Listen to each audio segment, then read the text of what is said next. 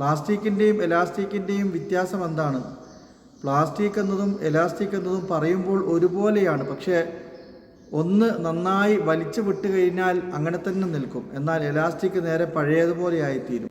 അൽഹംദുലില്ലാഹി റബ്ബിൽ ആലമീൻ നഹ്മദുഹു വനുസല്ലി അലാ റസൂലിഹിൽ കരീം അമ്മാ ബഅദ്. ബഹുമാനികളെ, പരിശുദ്ധ റമദാൻ കഴിഞ്ഞു. റമദാൻ കാലത്ത് നമ്മൾ അൽഹംദുലില്ലാ ഒരുപാട് അമലുകൾ ചെയ്തു. ഖുർആൻ പാരായണം കൊണ്ടും ജമാഅത്തായിട്ട് നമസ്കാരങ്ങൾ നിർവഹിച്ചും ഫർദ് നമസ്കാരത്തിന് മുമ്പും പിമ്പുമുള്ള സുന്നത്ത് നമസ്കാരങ്ങൾ നിലനിർത്തിയും രാത്രിയിലുള്ള തറാവീഹ് നമസ്കാരങ്ങൾ നിലനിർത്തി സദക്ക ദാനധർമ്മങ്ങൾ കൊണ്ടും ഒരുപാട് അമലുകൾ നമ്മൾ അൽഹംദുലില്ലാ ചെയ്യുവാൻ സാധിച്ചു. അള്ളാഹു അതൊക്കെ സ്വീകരിക്കുമാറാകട്ടെ. റമദാനിന് ശേഷവും ഈ സൽക്കർമ്മങ്ങളൊക്കെ നിലനിർത്താൻ വേണ്ടി ശ്രമിക്കണം. ഫൈദ ഫറഗ്ത ഫൻസബ് എന്ന ആയത്തിൻ്റെ തഫ്സീറിൽ ചില പണ്ഡിതന്മാർ ഇങ്ങനെ കൂടി അഭിപ്രായപ്പെട്ടിട്ടുണ്ട്: നിങ്ങൾ ഒരു അമലുകൾ നിർവഹിച്ചതിന് ശേഷം പുതിയൊരു അമലിലേക്ക് നിങ്ങൾ കടക്കുക. എപ്പോഴും സത്യവിശ്വാസികൾ അമലുകൾ തുടർന്നുകൊണ്ടേയിരിക്കണം. അത്തരുണത്തിൽ നാം റമദാനിൻ്റെ കർമ്മങ്ങൾ തീർന്നു എന്ന നിലയിൽ അവസാനിപ്പിച്ച് നിൽക്കാതെ മറിച്ച് വീണ്ടും പുതിയ കർമ്മങ്ങളിൽ നിരതരാകുവാൻ വേണ്ടി ശ്രമിക്കണം.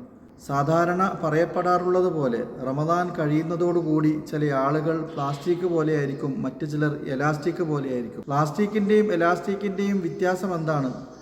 പ്ലാസ്റ്റിക് എന്നതും എലാസ്റ്റിക് എന്നതും പറയുമ്പോൾ ഒരുപോലെയാണ്. പക്ഷേ ഒന്ന് നന്നായി വലിച്ചു വിട്ട് കഴിഞ്ഞാൽ അങ്ങനെ തന്നെ നിൽക്കും. എന്നാൽ എലാസ്റ്റിക് നേരെ പഴയതുപോലെ ആയിത്തീരും. റമദാനിന് മുമ്പ് കർമ്മങ്ങൾ നാം അത്ര കൂടുതൽ ചെയ്യുമായിരുന്നില്ല. റമദാൻ വന്നതോടുകൂടി അമലുകൾ കൂടുതൽ ചെയ്തു തുടങ്ങി.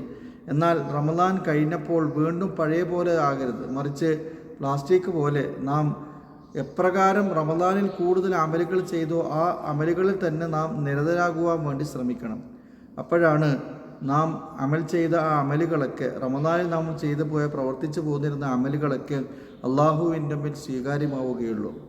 ഒരു അമലിന് ശേഷം വീണ്ടും ഒരു അമൽ ഒരാൾക്ക് ചെയ്യുവാൻ സാധിക്കുക എന്നുള്ളത് കഴിഞ്ഞ അമല് അള്ളാഹുവിൻ്റെ അടുക്കൽ സ്വീകാര്യമായതിന് തെളിവാണ് എന്ന് ചില പണ്ഡിതന്മാർ നിർദ്ദേശിച്ചിട്ടുണ്ട്. അതുകൊണ്ട് ഇനിയും റമദാനിന് ശേഷമുള്ള ഈ കാലഘട്ടം നാം ആർജിച്ചെടുത്തിരിക്കുന്ന ഈ തഖ്വയും ഈ ഭയഭക്തിയുമൊക്കെ അടുത്ത റമദാൻ വരെ നാം കാത്തു സൂക്ഷിക്കണം. ആ കാത്തു സൂക്ഷിക്കുന്നതിൻ്റെ ഭാഗത്തുപെട്ടതാണ് നാം പരിശുദ്ധമായ റമദാനിൻ്റെ കാലഘട്ടത്തിൽ നോമ്പ് കാലത്ത് നാം ചെയ്തു പോന്നിരുന്ന സൽക്കർമ്മങ്ങൾ വീണ്ടും ചെയ്തുകൊണ്ടിരിക്കുക എന്നുള്ളത്. അങ്ങനെ ചെയ്യുക എന്നുള്ളത് സൗഭാഗ്യവാന്മാർക്ക് മാത്രം കിട്ടുന്ന ഒരു കാര്യമാണ്. അത്തരത്തിൽ റമദാനിൻ്റെ കാലഘട്ടത്തിൽ നാം ചെയ്തു പോന്നിരുന്ന അമലുകൾ വീണ്ടും തുടർന്നു കൊണ്ടുപോകുവാൻ വേണ്ടി ശ്രമിക്കുക.